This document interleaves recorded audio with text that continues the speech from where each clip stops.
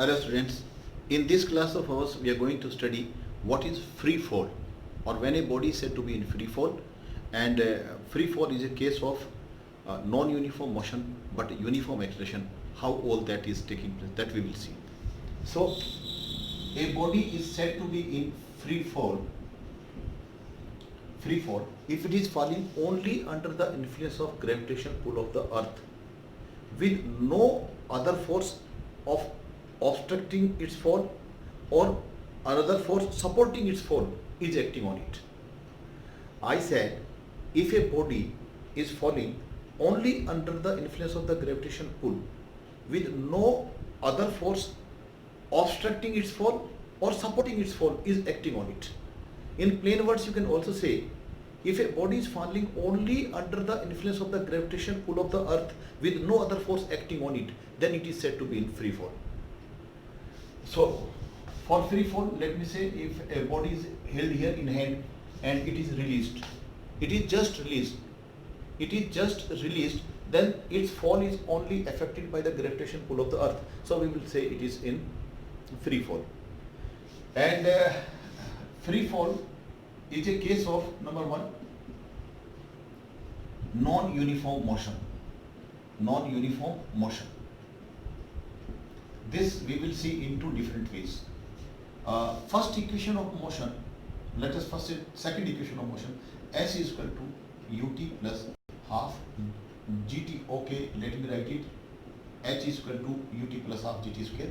The basic equation is S is equal to ut plus half at square. But if it is about the falling of a body, then the distance we represent by height and acceleration is represented by the gravitational pull of the earth. This is acceleration due to gravity and is the height through which the body falls. So H is equal to ut plus half at square, and we are assuming that initial velocity of the body when it was held in hand before it was released is 0. So u will become 0. So once u becomes 0, your equation becomes u into 0 into t becomes 0. So your equation becomes H is equal to half gt square. Now if I write this H1, this is the distance traveled or the height through which the body has fallen after completion of 1 second. So it will be half into g. The value of g is 9.8 meter per second square and time is 1 second. So I will write square of that and it will come out to be 4.9 meters. This is the height through which the body has fallen after completion of 1 second from its release. And if I want to find out height through which the body has fallen after completion of 2 seconds from its release, that will come out to be 1 by 4, 9.8 meter per second square into, I will write seconds, and to time of gt square, time is here 2, so 2 seconds and square of that. So this will come out to be 19.6 meters.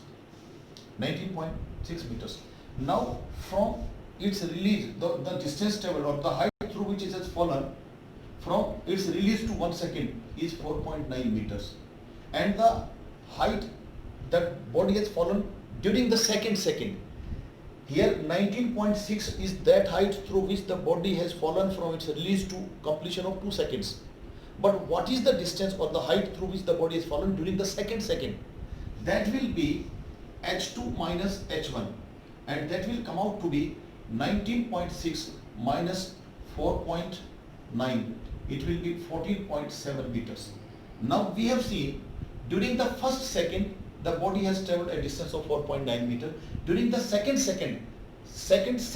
the body has traveled through a distance of 4.7 meter. This is also traveled in 1 second. This distance is also traveled in 1 second. That means the body is traveling unequal distances in equal intervals of time. So this undoubtedly is a case of non-uniform motion. A body is said to be in non-uniform motion if it is traveling unequal distances in equal intervals of time. In 1 second the body has traveled, that is the first second the body has traveled 4.9 meter. In second the body has traveled a distance of 14.7 meters. So unequal distances in same interval of time. So it is non-uniform motion. Another case we will take by using the first equation of motion. That was second equation. So if I write v is equal to u plus gt. Here u is 0, I will write 0 and plus g is 9.8 into 1, and let me say this is v1. v1 here means the velocity acquired by the body after completion of 1 second.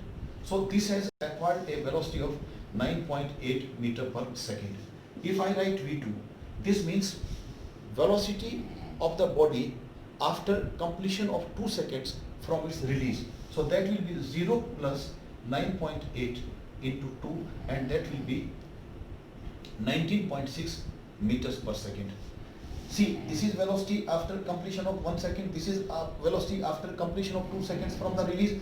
This itself is telling you that as the time is passing, its velocity is changing. And with the passage of time, if the velocity is changing, then undoubtedly this is a case of non-uniform motion. But how it is a case of uniform acceleration, that we will see. If I write here V3, this will be 0 plus 9.8 into 3, and that will 29.4 meter per second. Yes, I believe that. Yes, it is this much. So we see the velocity is continuously changing. It was 0 initially, then it became 9.8, then it became 19.6, then it became 29.4, and this change has taken place during the same time. That means this is a case of non-uniform motion.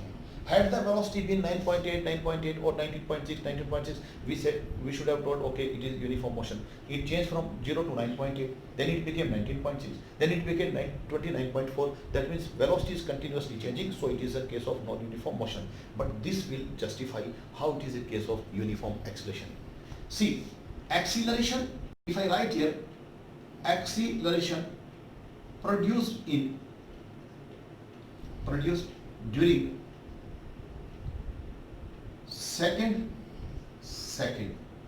will be V2 minus V1 by 1. This is second. So it will be 19.6 minus 9.8 divided by 1. This is meter per second. This is second. So it will come out to be 9.8 meter per second square. So its acceleration during the second is 9.8 meter per second square. And what about acceleration during third second? That will be V3 minus V2, and this is again 1 second, this is third second. So if I write it here like this, it will be 29.4 minus 19.6 and divided by 1 second, it will come out to be 9.8 meter per second square. So we have seen its acceleration is uniform throughout the journey during the free fall, and this could be realized from here itself. See, acceleration means rate of change of velocity. So after completion of 1 second, velocity became from 0 to 9.8. After completion of 2 seconds, it became 2 into 9.8. After completion of 3 seconds, it became 3 into 9.8. This means velocity during every 1 second. After completion of 1 second, it is increasing by a quantity of 9.8 meter per second. 0 to 9.8 meter per second, 0 to then 9.8 to 2 into 9.8, then 2 into 9.8 to 3 into 9.8. This is amply clear it is to our mind that the rate of change of velocity is constant. And if the rate of change of velocity is constant, that means acceleration is constant, because acceleration is nothing but rate of change of velocity. So we have seen a freely falling body is a case of non-uniform motion but uniform acceleration.